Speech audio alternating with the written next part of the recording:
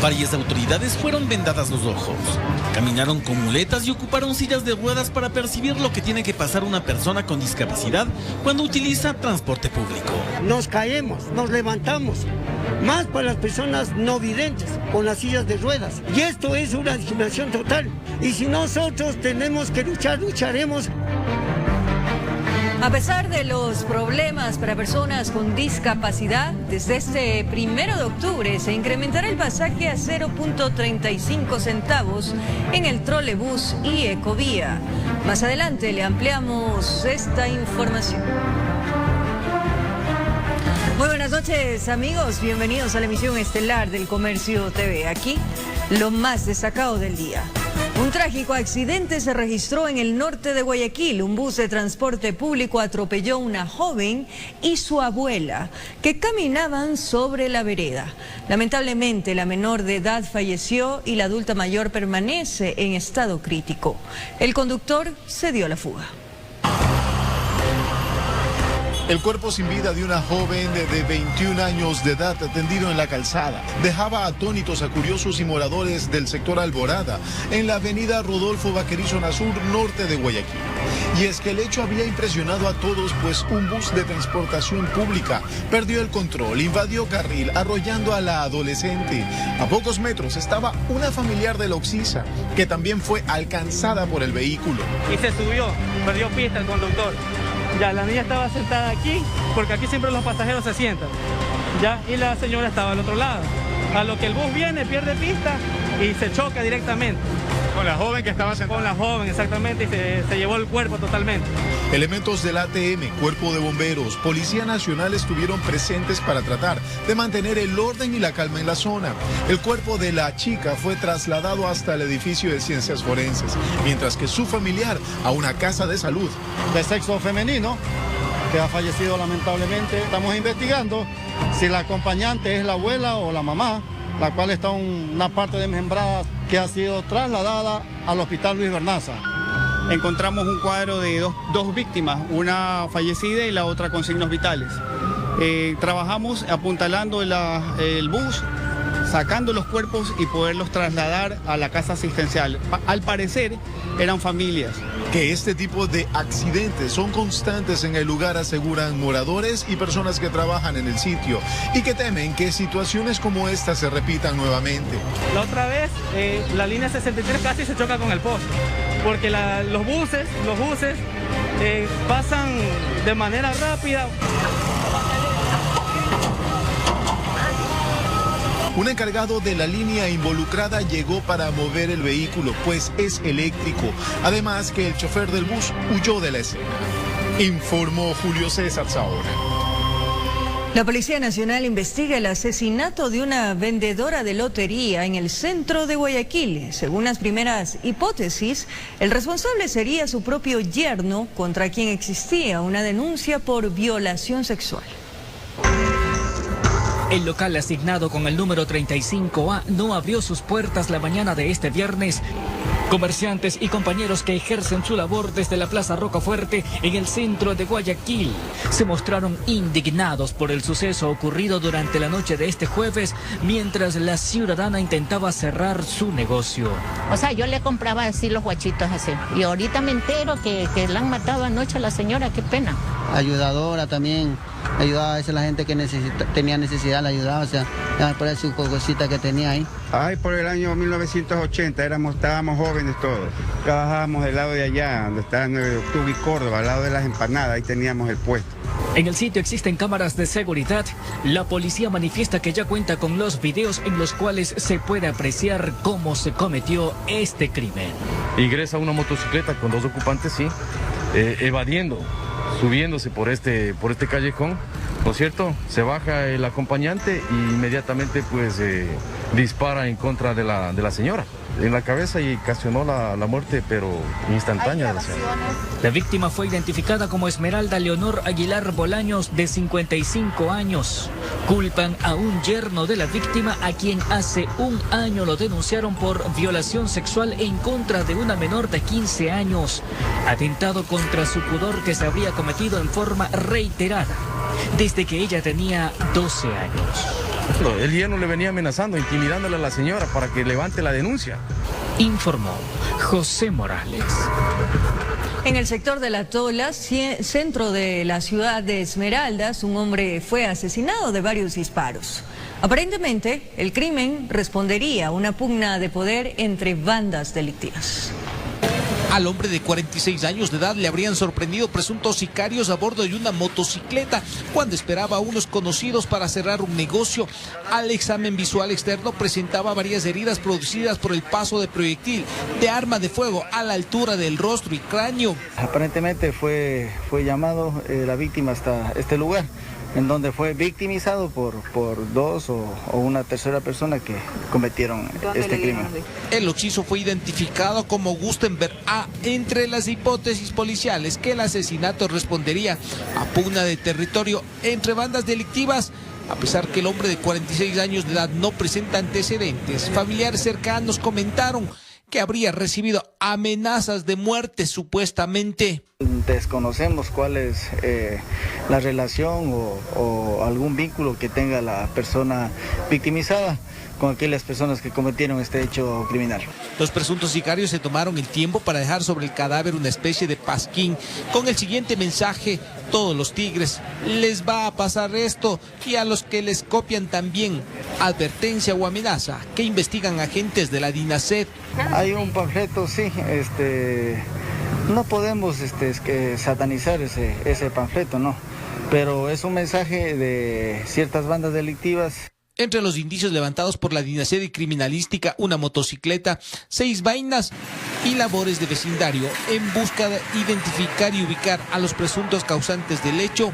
Por la zona son pocas las personas que quieren decir algo, como que el miedo ronda las calles en muchos sectores de Esmeraldas, informó Iván Casamen. Una mujer habría sido asesinada por su ex conviviente en Pelileo. El sospechoso está detenido y se presume que ambas personas estaban libando en el inmueble. La escalofriante escena era esta. En el suelo yacía el cadáver de una mujer de unos 35 años de edad, quien al parecer perdió la vida en manos de su ex conviviente. El hecho se registró este viernes en Pelileo, provincia de Tungurahua. De donde pudimos percatarnos de un cuerpo sin vida de sexo femenino. Se encontraba en decúbito dorsal, el mismo que tenía una herida corto punzante a la altura de la pierna del muslo izquierdo, tercio medio. Así es, la herida que tenía la occisa era de unos 4 centímetros de diámetro, asegura el uniformado. Y es muy probable entonces que haya muerto desangrada, sostiene. Pero claro, eso se determinará luego de las investigaciones pertinentes. Al parecer, antes del suceso, estuvieron los dos en la vivienda. Igual en el lugar se constató presencia de botellas de licor. Y también por lo que dicen las personas, las fuentes que se encontraban alrededor, manifiestan que se encontraban bebiendo las personas. Testigos dicen que la pareja tenía problemas familiares, que oían gritos y que las peleas eran constantes, afirma. Y cuando llegaron, ahí mismo estaba el sospechoso de unos 34 años. Él también tenía unos 2 cortes en las piernas. Aparentemente, él en el estado de embriaguez que se encontraba manifiesta que su conviviente, la hoy occisa, le propinó una puñalada a él y él por defenderse hizo lo mismo. Se sabe que la fallecida no tenía heridas de defensa ni cortes en las manos. Un hijo ya adulto se habría acercado al lugar para conocer la situación sobre esta muerte que deja a una mujer más, figurando en la larga lista como un presunto femicidio en el país. Informó Marilyn Jaramillo. En el centro de Quito se registró una espectacular persecución para capturar a un ladrón que había asaltado a una mujer. En la huida, el delincuente lanzó un cuchillo y el celular que robó. ¡Cógele! La tarde avanzaba y la tranquilidad del ajetreado movimiento capitalino se vio alterada por los gritos de una mujer que fue sorprendida por un sujeto que con cuchillo en mano le despojó de su celular. La señora forcejeó, pero no le alcanzó las fuerzas y terminó imponiéndose el presunto delincuente. Escuché a la señora gritaba, ayúdeme, que la ayudara. En esta vez los transeúntes se despertaron en solidaridad con la señora, que no paraba de gritar. Un motorizado que pasaba por el lugar emprendió la persecución. Al ver la acción valiente del ciudadano se fueron sumando más y más personas que hicieron temblar del susto al sospechoso. Estaba en marcha un eventual linchamiento. Y cuando salgo atrás de él, viene más gente, yo voy gritando, ahí va el ladrón, ahí va, agárrelo. El presunto delincuente tuvo que correr por su vida. La gente se iba multiplicando. Con cuchillo en mano se abría paso. A la persecución se sumó un patrullero. Los uniformados prácticamente lo salvaron de caer en manos del populacho. El trabajo coordinado que tuvo, la participación activa y efectiva de la ciudadanía, porque la ciudadanía son nuestros testigos, la ciudadanía son parte del proceso que tenemos en cuanto a un sistema de seguridad. Ahí saltó el cuchillo, ahí saltó. Al sentirse derrotado intentó deshacerse de las evidencias del delito.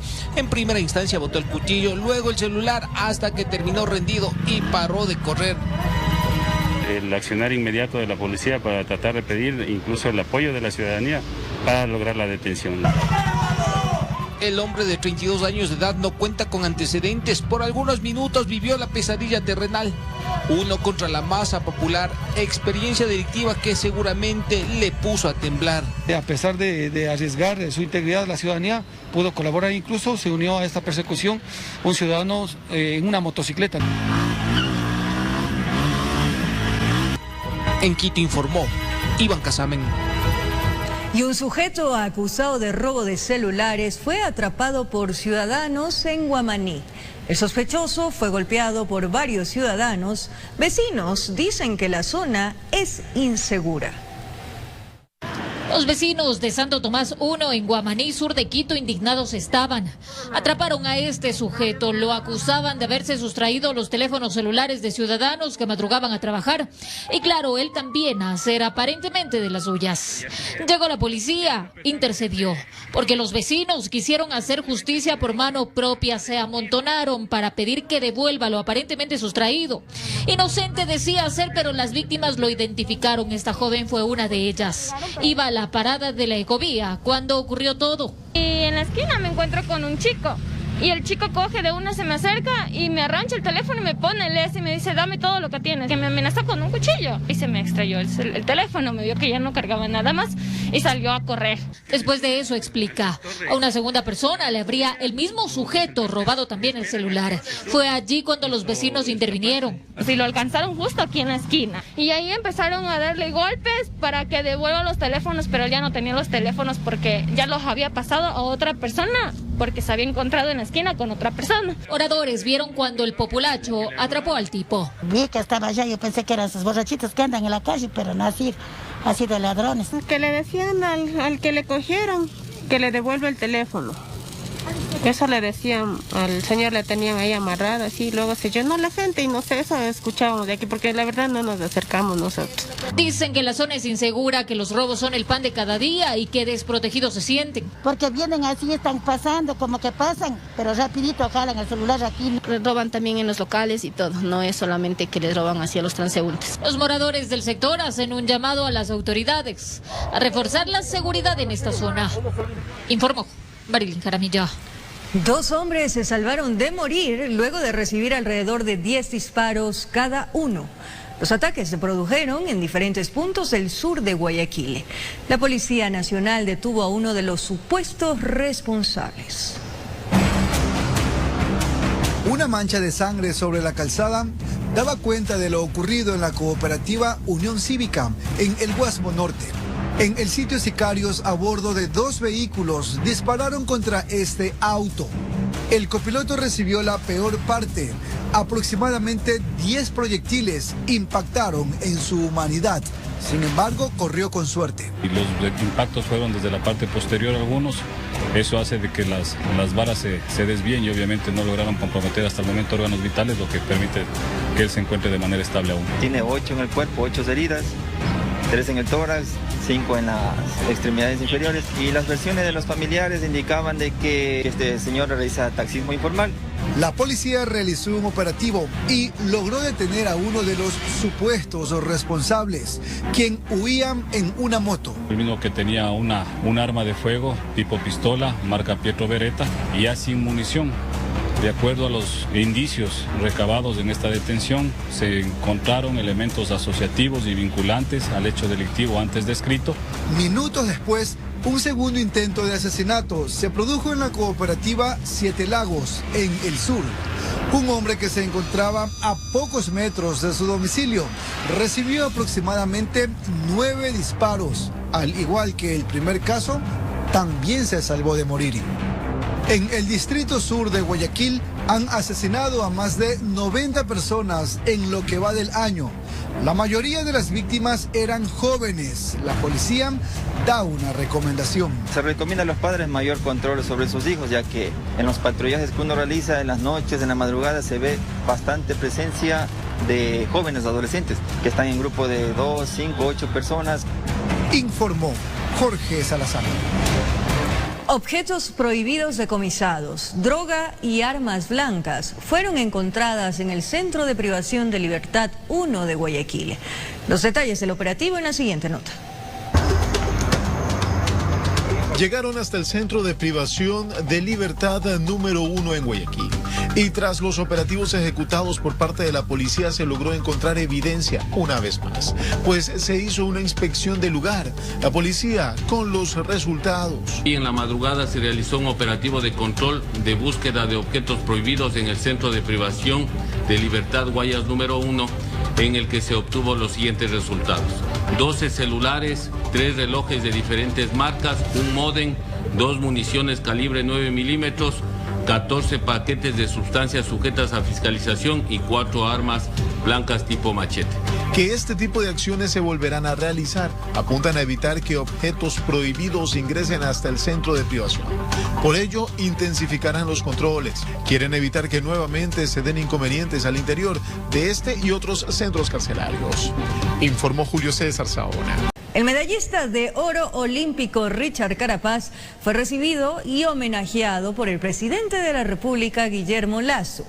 En el encuentro, el primer mandatario le entregó un premio económico por su logro alcanzado y también le ofreció el nombramiento de embajador itinerante y deportivo del Ecuador. Acompañado de su esposa, hijos, hermana, padre y su compañero de rueda, Jonathan Narváez, el campeón olímpico de ciclismo de ruta, Richard Carapaz, llegó al Palacio Presidencial para recibir el reconocimiento respectivo por su logro alcanzado en Tokio 2020+1. Allí el presidente de la República, Guillermo Lasso, extendió el agradecimiento de todo un país por dejar en alto el tricolor patrio y dijo que su trabajo lo ha convertido en un ejemplo de las nuevas generaciones. Todo un pueblo, Richard, te agradece.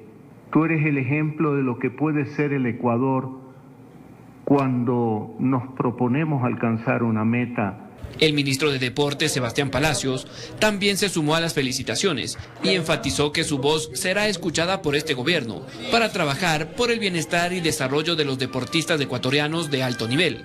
Tú has marcado ese hito que generan cambios profundos en el deporte.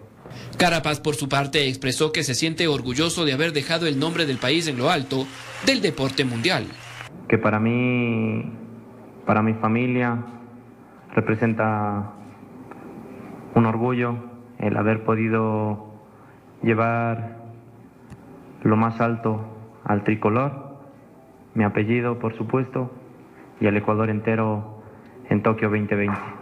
Este oro representa el Ecuador y lo que valemos todos los ecuatorianos. Además del reconocimiento económico de $100,000 que el gobierno le entregó al ciclista carchense, el presidente Lasso le pidió al campeón olímpico que se convirtiera en el embajador itinerante y deportivo del Ecuador por su trayectoria profesional. Que nos represente a este gobierno y a este país como un embajador,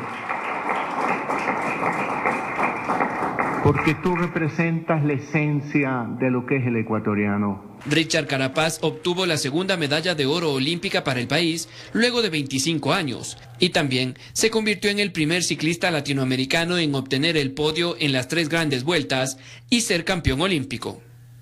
Informó Mauricio Sánchez. Cambiamos de tema. Más de una decena de centros de salud de la capital realizan el proceso de inmunización.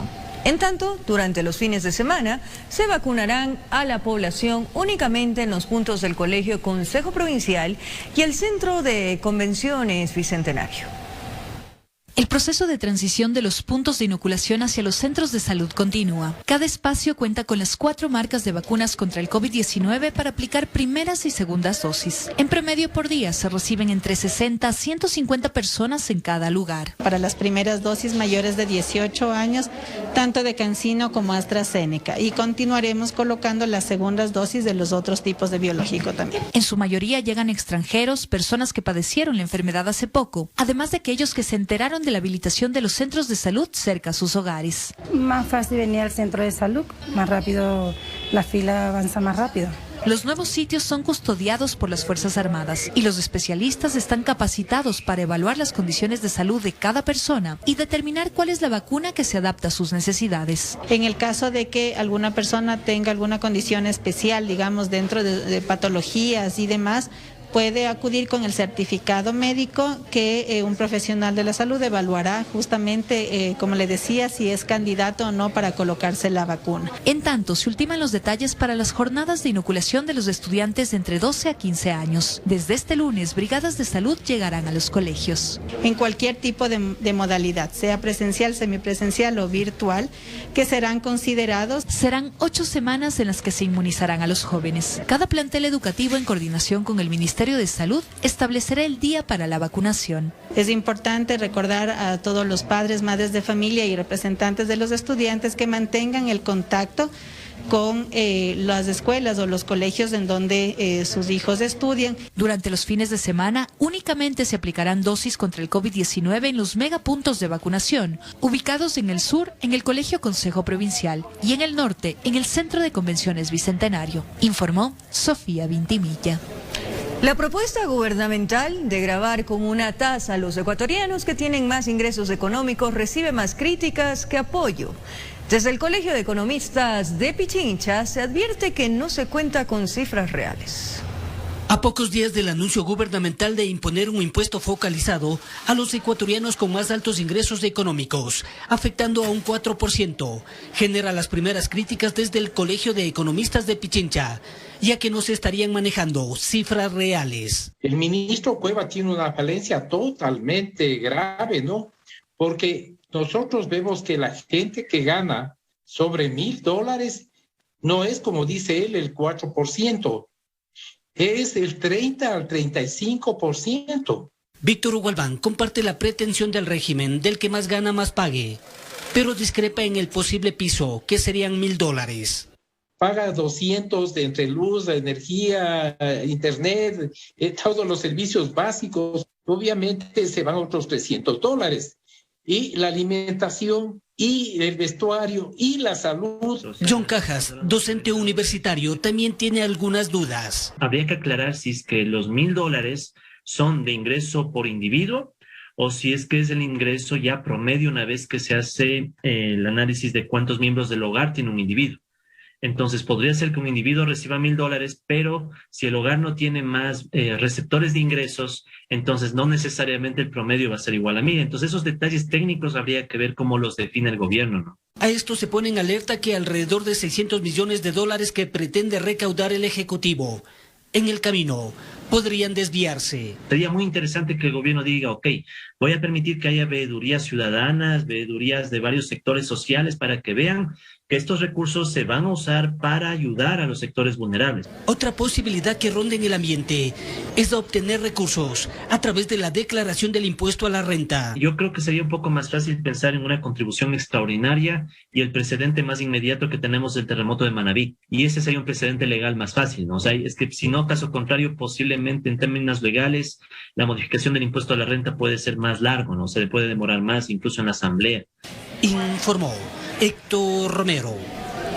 El Frente Unitario de Trabajadores, junto a varias organizaciones sociales, anunció una movilización nacional para el próximo 15 de septiembre para solicitar al gobierno una reunión para pedir el congelamiento del precio de los combustibles, un análisis a la situación económica del Seguro Social y las nuevas propuestas de la ley laboral. Estamos nosotros exigiendo la aprobación de un código orgánico de trabajo que ha preparado el Frente Unitario de Trabajadores a fin de que sea beneficioso para todo el Ecuador. Manifestamos de la misma manera de que es necesario conversar con el presidente de la República y que nos reciba al Frente Unitario a fin de poder conversar sobre el 40% que el Estado debe al Instituto Ecuatoriano de Seguridad Social. Una de las resoluciones principales que ha tomado el Frente Unitario de Trabajadores es llamar a la unidad y llamar a la gran movilización nacional que la vamos a realizar el día 15 de septiembre en cada una de las capitales de provincia, en la provincia y con todos los actores. Como lo anunciamos, autoridades municipales constataron la realidad de personas con discapacidad al momento de utilizar paradas y unidades de transporte del trolebús y la ecovía. Las falencias serán solventadas mediante acciones a detallarse en las mesas técnicas. Durante la inspección de campo, lo que marcó un detalle diferente fue un ejercicio de sensibilización ante la discapacidad y condición discapacitante. Es de esta acción que varias autoridades fueron vendadas los ojos. Caminaron con muletas y ocuparon sillas de ruedas para percibir lo que tiene que pasar una persona con discapacidad cuando utiliza transporte público.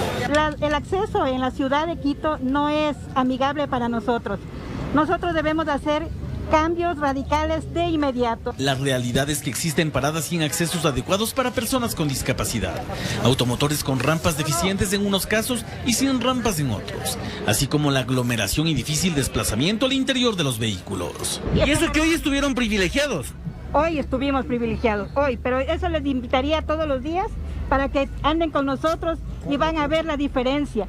Hoy porque ustedes están acá, por las autoridades que nos están representando, hemos visto ese buen trato, pero de ahí el día a día nuestro es muy difícil. Con estas razones, desde la empresa pública de pasajeros se indicó que el sistema trolebús y ecovía está concebido bajo un concepto inclusivo.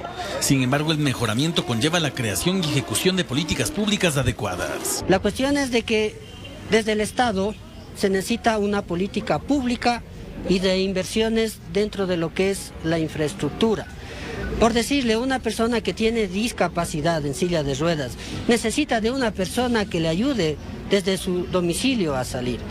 Actualmente la empresa está trabajando en un proyecto justamente para las personas que tienen discapacidad. Pero mientras eso pasa, la indignación y lucha diaria de las personas con discapacidad para hacer respetar sus derechos sigue latente y a la espera de hacerse visible. Les estoy hablando de hace 20 años que hoy que vengan los alcaldes y nos quiten las rampas, nos caemos, nos levantamos, más para las personas no videntes, con las sillas de ruedas. Y esto es una discriminación total. Ahora queremos que esto se erradique totalmente y si nosotros tenemos que luchar, lucharemos inclusive al alcalde principalmente como cabeza y a los concejales para que vean que en carne propia se sufre. Hablando de autoridades, la vicealcaldesa de Quito, Brit Vaca, también constató la situación compleja de las personas con discapacidad en el transporte público. Pero si es que el transporte municipal es así, o sea, ¿qué decimos del otro transporte también, pues?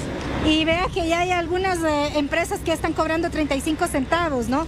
¿Qué es lo que queremos? Desde en el cumplimiento de mi función como concejala, la competencia de fiscalización, verificar que lo que se solicitó en la ordenanza 017 para la subida de la tarifa se cumpla con los parámetros de indicadores de calidad y uno de los parámetros es la accesibilidad y generar un transporte inclusivo. Un reto que deberá realizarse según la autoridad de inmediato, pues a partir de una mesa técnica instalada este viernes deberán salir las acciones a cumplirse. Donde vamos a generar una hoja de ruta y compromisos para generar estas adaptaciones técnicas que no tenemos que inventarnos, ya hay norma internacional.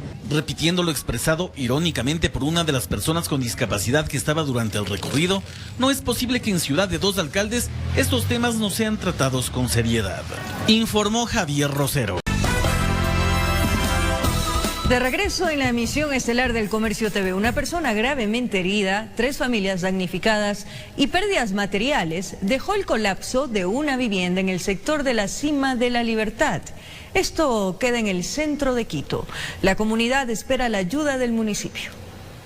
Lodo y escombros fue lo que quedó del tercer piso de esta vivienda ubicada en el barrio La Unión. El colapso estructural se produjo durante un fuerte aguacero la tarde de este jueves. Según relatos comunitarios, el origen de la emergencia sería por canalizaciones antitécnicas en una escuela fiscal ubicada junto a la zona afectada. Es una escuela fiscal, son alcantarillados que no han estado empatados. Esa filtración ya ha venido de años. Ante lo sucedido, la Secretaría de Educación del Distrito Metropolitano de Quito, a través de un comunicado, señaló que evaluarán los daños e intervendrán la infraestructura. Los testigos mencionaron que solo escucharon un estruendo. De repente, uno de los propietarios de la vivienda intentó en su desesperación abrir una zanja para que el agua circule y en ese instante fue arrastrado por la corriente. Me dicen que está rota la columna, no sé, todavía aún no me dan nada información en el hospital. Yo salí ahora a las 5:20 de la mañana, pero no me daban ninguna explicación de mi esposo. La vivienda tiene daños estructurales. Todos los enseres se perdieron. Los vecinos ayudaron a las familias, incluso les brindaron albergue hasta que las autoridades evalúen la situación. No les han brindado ayuda, eso nos comentan que tenían que venir a ayudarles, a darles alimentación, pero nadie hasta ahora se ha hecho presente. La aspiración de los habitantes de este sector de la Cima de la Libertad es que se realicen obras de mitigación de riesgos, pues esta no sería la primera vez que se desmoronan taludes. Hace 23 años se fue todo el muro y se fue encima de mi casa. Hace 10 años también se fue nuevamente el muro y se fue nuevamente encima de mi casa. Y ahora vuelta en cambio acá en de la parte de acá a donde mi cuñada. En tanto, maquinaria del COE Metropolitano acudió al sitio para habilitar la vía y colaborar con la limpieza de escombros, informó Sofía Vintimilla. Un 10 de septiembre de 1909 nació en el cantón Cayambe Roselena Tránsito Amaguaña Alba, quien se convirtió en una de las activistas quechua más conocidas gracias a su lucha por la reivindicación de los derechos colectivos y sociales de los indígenas y de las mujeres. Al cumplirse 112 años de su natalicio, Google la homenajeó creando una ilustración de ella en la página principal de su buscador. Merecido y alguien que hay que recordar siempre, parte de nuestra historia ecuatoriana. Con esto nos despedimos, amigos televidentes, que tengan un buen fin de semana. Todos mis mejores deseos para ustedes. Un abrazo grande.